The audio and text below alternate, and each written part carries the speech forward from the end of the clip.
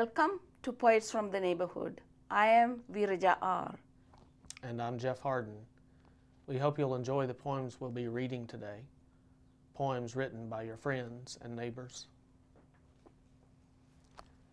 This poem is called Mother by Susie Margaret Ross. Now I am older. I understand her despair wrapped in anger. Now it is too late to comfort her, hold her, love her, give her a mother.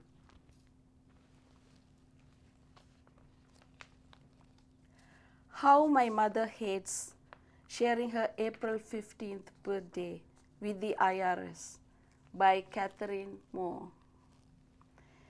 Everything is daisy, sunny yellow centers with pure petal fringes in the annual bouquet I send my mother. She shuffles flower stems, swapping the left and the right, just daisy, then sips steeped chamomile in a cup of white and Wedgwood blue. Mother's Day, year 2000, a haiku for my daughter by VeerajaR. My little one's gift, glowing brighter than the sun, one dandelion. Mother's Day poem for Sara Rhodes, 1900 to 1997, by S.R. Lee.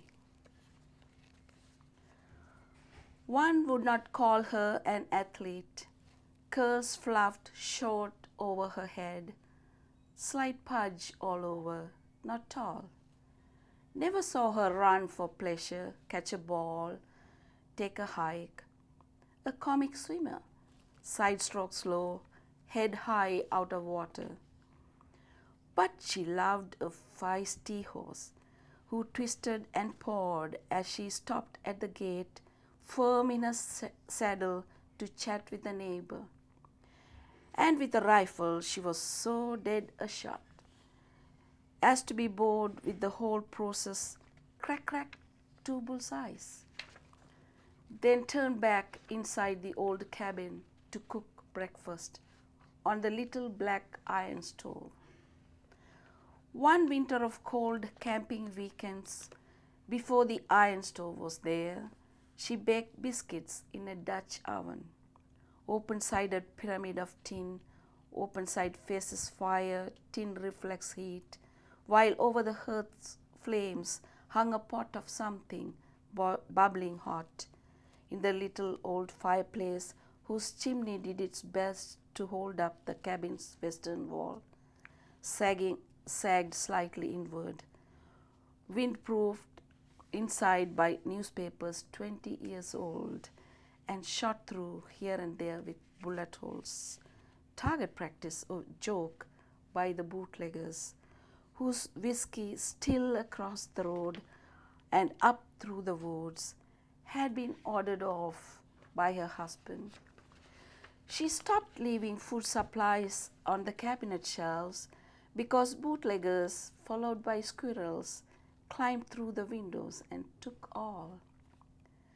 She could walk the rocky creek bed, open a gate from horseback, pick wild plums on the steep hillside, and build a fire with no paper and one match.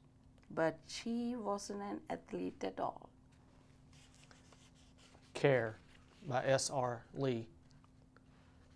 Unpredictable, the chance to save anything, to put small ones carefully at the back of the dresser drawer is to signal the thief of their value. Yet to store them in a large space, say the loft of a barn, risks misplacing or dropping them, or theft by squirrels. As for large things, the family trunk, for example, in the house it may be susceptible to fire or tornado, but on the other hand, maybe not. Maybe the squirrels or mice will nibble only edges of old letters. Maybe the roof will not leak. Maybe you will find them in your old age. transcribe them into your computer, and give copies to daughters or distant cousins. Though by then no one could identify which lock of hair in your jewelry box is from which child, when they find these, the grown children may remember they were loved. Though care is an iffy proposition, maybe it is possible sometimes. Indiana Mother by Bruce Jennings. As you grew old, I saw you once or twice a year. A guest in my home, a host in yours. Refused to lose the rhythm of living close. Remembered feeling embroidered slowly. Conversation began while passing in the hall. Other things in mind. Continued over dinner the next day. Finished late at the kitchen table. Last cup of coffee for the night. Wife and son asleep. I chose a living far away without the slightest idea, honest to God, what I was giving up, and now we are gone, have lost. You knew when you gave me birth, the forked way of an Indiana mother.